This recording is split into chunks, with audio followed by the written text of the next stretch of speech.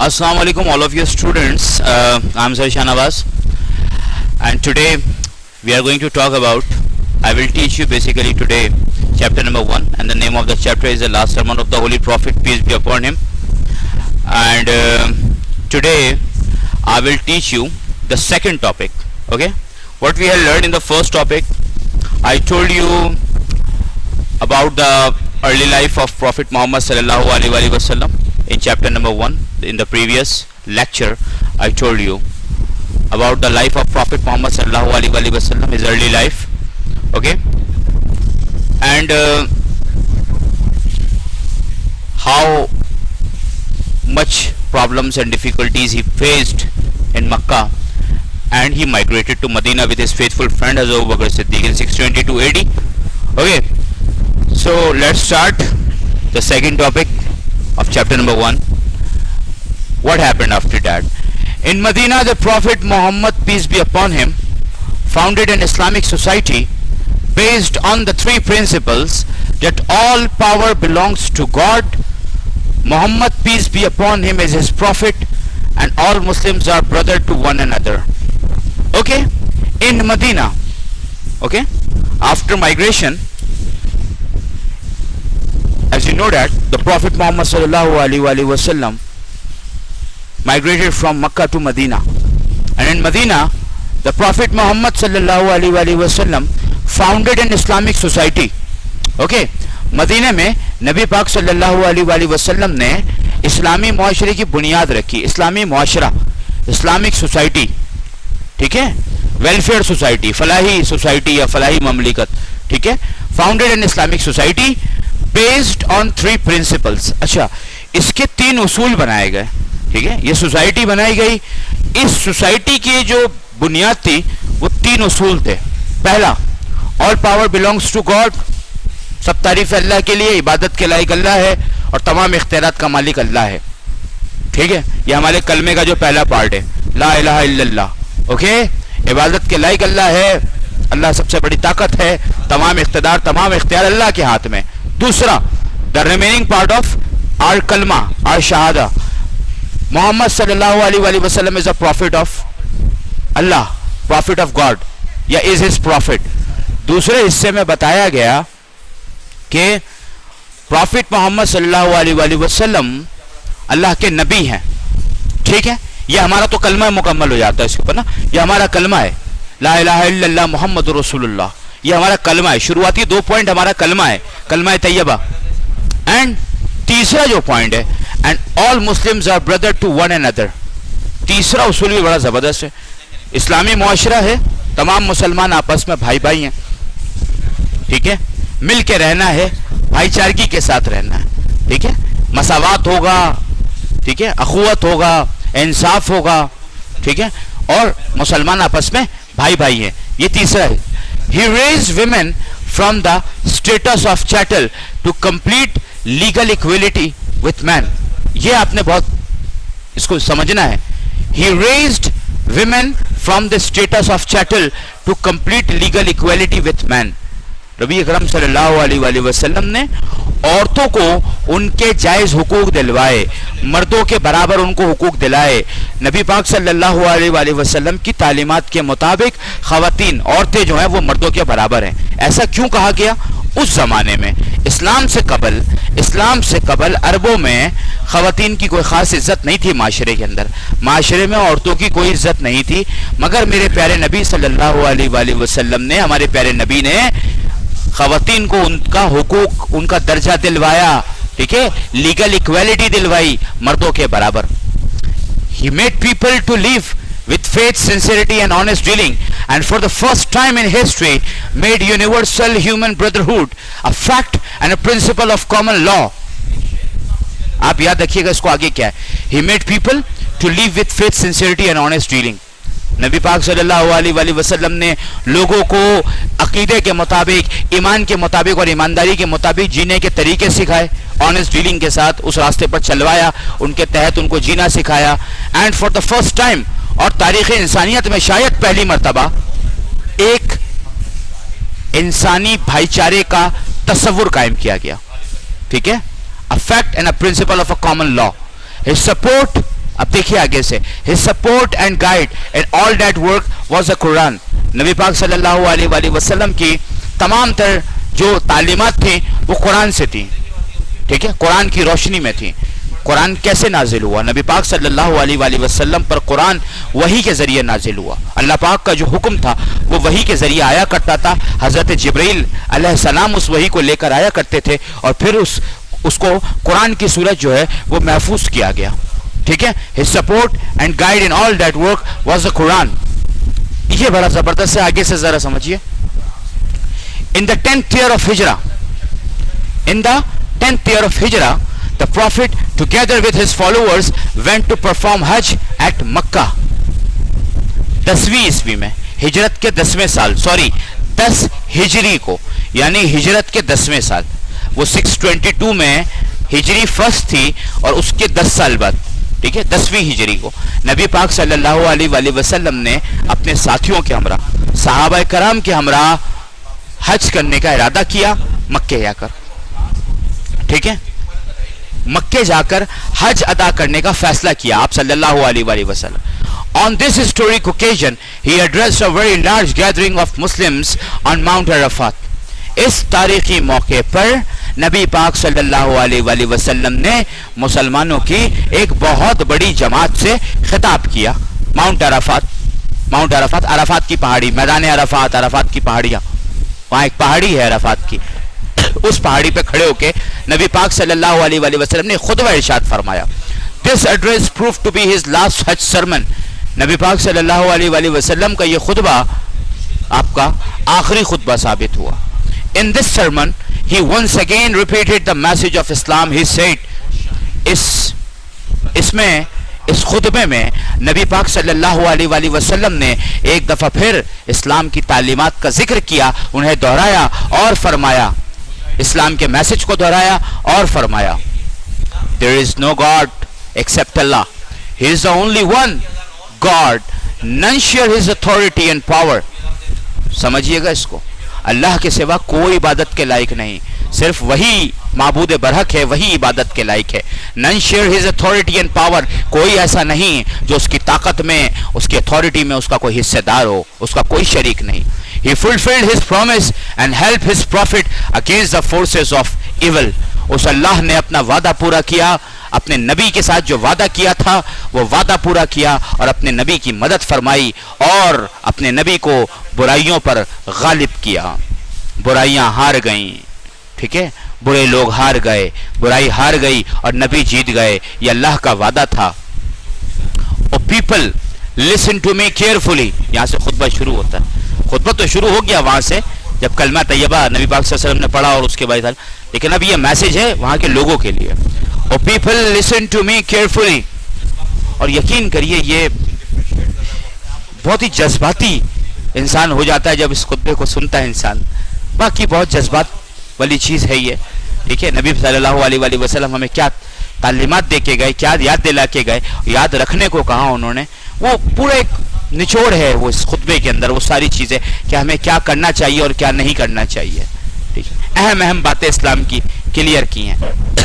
Oh people, listen to me carefully. اے لوگو میری بات دھیان سے سنو.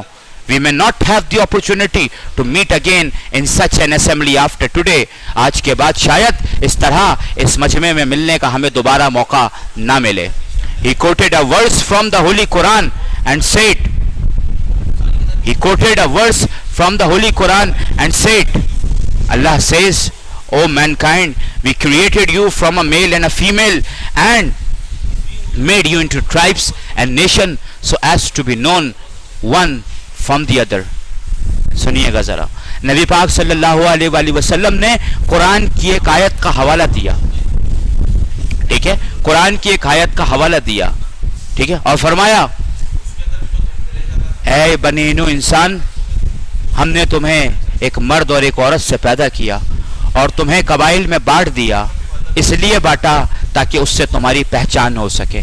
بس رنگ, قبیلہ, خاندانی نظام کا مقصد صرف پہچان ہے, صرف شناخت ہے اور کچھ نہیں. اس سے آگے کیا کہا نبی پاک صلی اللہ علیہ وآلہ وسلم نے فرمایا, and in the eyes of Allah, اور اللہ کی نظر میں The most righteous is the most honorable among you.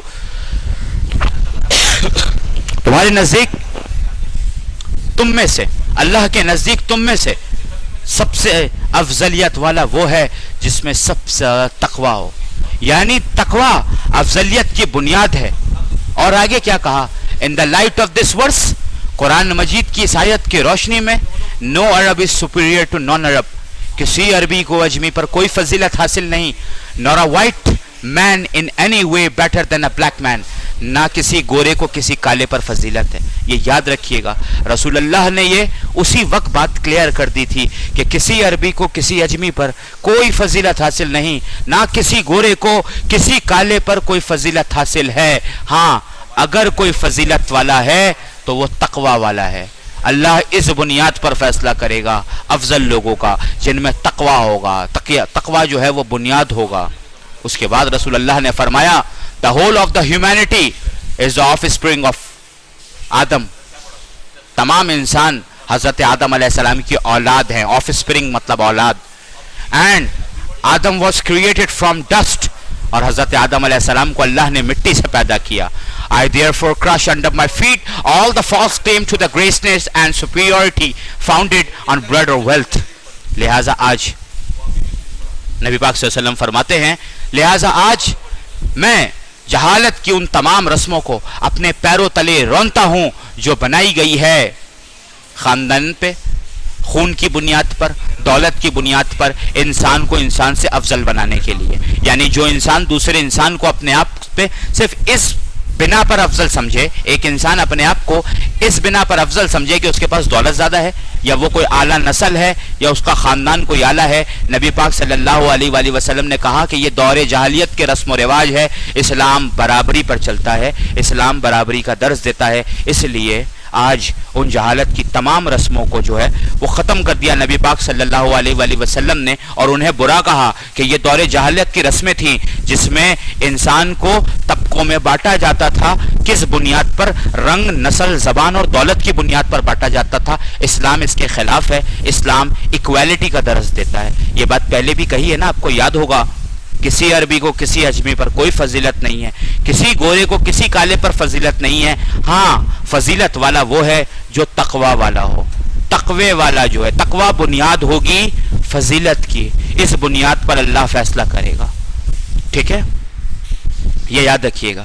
اور یہ ایک بڑی مشہور حدیث آتی ہے نا کہ فرمایا جاتا ہے کہ اللہ تعالیٰ جو ہے وہ انسان کا مال نہیں دیکھتا, انسان کی شکل نہیں دیکھتا, وہ انسان کے دل دیکھتا ہے اور انسان کی نیت دیکھتا ہے. تو عبادتوں کا تعلق اس بات سے ہوتا ہے, نہ وہ مال دیکھتا ہے اور نہ وہ شکل دیکھتا ہے, بلکہ وہ دل دیکھتا ہے اور انسان کی نیت دیکھتا ہے. اس بات پر ڈیپینڈ ہوتا ہے کہ انسان کتنا متقی اور پرہیزگار ہے. آگے سنیے, he further said, O people, a Muslim is another Muslim's brother. اے لوگو, ایک مسلمان دوسرے مسلمان کا بھائی ہے. And all the Muslims are brothers among themselves. اور تمام مسلمان آپس میں بھائی بھائی ہیں. ایک مسلمان دوسرے مسلمان کا بھائی ہے. And all the Muslims are brothers among themselves. Finally he said, I have given you the message of Allah, and I am leaving among you a thing which will guide you. If you act according to it, you will never go wrong. This is the holy book of Allah. نبی پاک صلی اللہ علیہ وآلہ وسلم نے آخر میں فرمایا ہے, اے لوگو, میں نے تمہیں اللہ کا پیغام دے دیا ہے. آج میں تمہارے درمیان ایک ایسی چیز چھوڑ کے جا رہا ہوں کہ اگر اسے تم نے مضبوطی سے تھام لیا تو کبھی بھی گمراہ نہیں ہوگے. You will never go wrong. تم کبھی غلط راستے پر نہیں جاؤ گے. اور یہ چیز کیا تھی؟ یہ تھی اللہ کی کتاب قرآن مجید, the holy book of Allah, قرآن مجید. نبی پاک صلی اللہ علیہ وآلہ وسلم نے, آج آپ اس کی اہمیت کا اندازہ لگائیے, آخری خطبے کے موقع پر نبی پاک صلی اللہ علیہ وآلہ وسلم نے سب سے آخری میں سب سے یاد دہانی کے طور پہ اسی کتاب کا ذکر کیا ہے جو آج آپ کے اور میرے گھروں میں موجود ہے. کہ اس کتاب کو اگر ہم نے اپنی زندگی کا حصہ بنا لیا, پڑھنے کی حد تک صرف نہیں بچوں, عمل کرنے کی حد تک, پڑھنے کے ساتھ اس پر عمل کرنا, اس کو پڑھنا بھی, اس کے بتائے ہوئے طریقے پر چلنا بھی. یہ کتاب ہمارے آپ کے سب کے گھر میں موجود ہے. اللہ کے نبی نے اس کتاب کو, اس کی اہمیت کو امت مسلمہ کے ساتھ کس طرح سے جوڑا ہے اس کتاب کی اہمیت کو، کہ آج میں تمہارے درمیان ایک ایسی چیز چھوڑ کے جا رہا ہوں کہ اگر اسے تم نے مضبوطی سے پکڑ لیا تو کبھی گمراہ نہیں ہوگے. آپ سمجھتے ہیں اس کا مطلب؟ آپ سمجھتے ہیں اس کا مطلب؟ یہ ہے کہ آج اللہ کی یہ کتاب ہم مسلمانوں کے لیے کامیابی کا ذریعہ ہے، دنیا کی بھی اور آخرت کی بھی. جب نبی پاک صلی اللہ علیہ وسلم نے یہ بات فرمائی کہ اس کتاب پر چلنے والا کبھی گمراہ نہیں ہوگا، کبھی نہیں بھٹکے گا، کبھی نقصان نہیں اٹھائے گا، جو شخص اس کتاب پر عمل کرے گا وہ ہمیشہ فائدہ حاصل کرے گا، یعنی دنیا میں بھی اور آخرت میں بھی. یہ کتاب اللہ کی کتاب ہے جسے قرآن کہتے ہیں، جو آپ کے اور ہمارے گھروں میں موجود ہے. ٹھیک ہے، آگے. although the prophet Muhammad peace be upon him is no more with us. آج بظاہر نبی پاک صلی اللہ علیہ وآلہ وسلم ہمارے ساتھ موجود نہیں ہیں. آج نبی پاک صلی اللہ علیہ وآلہ وسلم ہمارے ساتھ موجود نہیں ہیں ہماری رہنمائی کرنے کے لیے. ٹھیک ہے، مگر is no more with us. we have the holy Quran. مگر ہمارے پاس وہ کتاب موجود ہے جو نبی پاک صلی اللہ علیہ وآلہ وسلم پر نازل ہوئی. ٹھیک ہے، وہ کتاب آج ہمارے پاس موجود ہے بچوں. ٹھیک ہے، ہولی قرآن، اللہ کی نازل کردہ کتاب آج ہمارے درمیان موجود ہے ٹو گیو اس گائیڈنس، تاکہ یہ کتاب ہمیں رہنمائی دیتی ہے ساری زندگی کے رہنمائی کے لیے. یہ کتاب ہمارے ساتھ موجود ہے. اوکے، اب آپ لوگوں کے لیے اس میں نصیحتیں ہیں، کچھ عمل کرنے والی چیزیں. We should read it daily. ہمیں اسے روزانہ پڑھنا چاہیے. We should read it daily and try to understand what it teaches. یہ دوسرا والا جو اسٹیٹمنٹ ہے نا، اس کو فوکس کیجئے تھوڑا. We should read it daily. Majority of people, many of us read it, recite it. In Ramzan, in some other months, we recite it. We know that, we recite it. If someone comes to us and asks us, do you recite the Holy Quran? We say, yeah, we recite the Holy Quran. This is a very normal thing for the Muslims of the world. Okay? In 5-time prayers, basically Quran is recited in every rikat. Okay? So it keeps on, people keep on reciting this. But the second point is very important. The second point, you have to understand the second one. We should read it and try to understand what it teaches. That is the main thing. Try to understand what it teaches. Try to understand what Quran says. Try to understand what Allah says in Quran. Okay? That is the main thing. پڑھنا ایک چیز ہے اور اسے سمجھنا ایک چیز ہے. سمجھنے کی کوشش کرنی ہے. Okay? If we make a habit of acting according to its teaching, if we make a habit of acting according to its teaching, اگر ہم قرآن مجید پر عمل کرنے کی عادت بنا لیں, اس کی تعلیمات پر عمل کرنے کی عادت بنا لیں, سمجھنا شروع کر دیں اور عمل کرنا شروع کر دیں, we will very soon achieve our former greatness in the world. جی ہاں, تو ہم دنیا میں بہت جلد اپنا کھویا ہوا مقام حاصل کر لیں گے. امت مسلمہ اپنا کھویا ہوا مقام واپس حاصل کر لیں گے. ٹھیک ہے, صرف قرآن پر اگر عمل کر لیں تو. اور یہ حقیقت ہے بیٹا, آج امت مسلمہ کی زوال کی سب سے بڑی جو وجہ ہے وہ یہی ہے کہ وہ قرآن سے دور ہو گئے. اگر وہ واپس اس کتاب کے قریب چلے جائیں تو زندگیوں میں بہت بہتری آ سکتی ہے, وہ اپنی زندگی بہت بہتر بنا سکتے ہیں اور ایک بار پھر ڈومیننٹ ہو سکتے ہیں. ڈومیننٹ ہو سکتے ہیں جیسا 1400 سال پہلے کے مسلمان ڈومیننٹ ہوتے تھے, عرب کے صحراؤں میں رہتے تھے اور اس کے بعد عرب کے صحراؤں سے نکل کر 3 براعظموں پر اپنی حکومت قائم کی, دنیا کو نظام حکومت سکھا کے گئے, دنیا کو نظام حکومت کے بارے میں بتا کے گئے. آج کے زمانے میں جیسے یورپ اور ویسٹرن کنٹریز جو ہیں وہ ڈیموکریسی کہتے ہیں, اس ڈیموکریسی کو پریکٹیکل گراؤنڈز پہ ریالٹی میں آن دا بیسس آف ریالٹی اس کو ڈیمونسٹریٹ کر کے گئے. یہ وہی لوگ تھے, یہ وہی عرب کے رہنے والے کمپینینز آف پروفٹ محمد صلی اللہ علیہ وآلہ وسلم تھے. آپ صلی اللہ علیہ وآلہ وسلم کے ساتھی تھے. ٹھیک ہے, جو سادہ زندگی گزارا کرتے تھے, عرب کے صحراؤں میں رہا کرتے تھے, لمیٹڈ وسائل میں زندگی گزارتے تھے, اور انہوں نے دنیا پر اپنی حکمرانی قائم کی. اور حکمرانی اس انداز سے نہیں جیسے کوئی بادشاہ کرتے ہیں, بلکہ یہ حکومت فلاحی ریاستوں کی صورت میں جہاں عوام کی زندگیوں میں بہتری آئے اور صحیح معنوں میں جہاں عدل تھا, انصاف تھا, ٹھیک ہے, ترقی تھی, تعلیم تھی, ٹھیک ہے, ہر میدان میں جو ہے وہ ترقی کے مواقع تھے عوام کے لیے. تو یہ میں نے آپ کو چیپٹر پڑھایا ہے the last sermon of the holy prophet peace be upon him. نبی پاک صلی اللہ علیہ وآلہ وسلم کا آخری خطبہ میدان عرفات میں جو حج کے موقع پہ انہوں نے دیا ہے, یہ اس حوالے سے چیپٹر تھا. نہ صرف یہ بلکہ اس چیپٹر میں آپ کو اور بھی بہت ساری چیزیں سیکھنے کو اور سمجھنے کو ملی ہوں گی. نبی صلی اللہ علیہ وآلہ وسلم کی محنت اسلام کے لیے, جو انہوں نے جد و جہد کی, جو صحابہ کرام کی کوششیں ہیں, نبی پاک صلی اللہ علیہ وآلہ وسلم نے کتنی تکلیفیں اٹھائی ہیں اس دین کو پھیلانے کے لیے, لیکن اس کے بعد بالآخر یہ دین دنیا میں پھیل گیا. ٹھیک ہے, میں نے یہ چیپٹر آپ کو پڑھا دیا, امید کرتا ہوں آپ کو سمجھ میں آیا ہوگا. اجازت چاہوں گا آپ لوگوں سے. اللہ حافظ. انشاءاللہ نیکسٹ کلاس میں اگلے چیپٹر کے ساتھ پھر ملاقات ہوگی.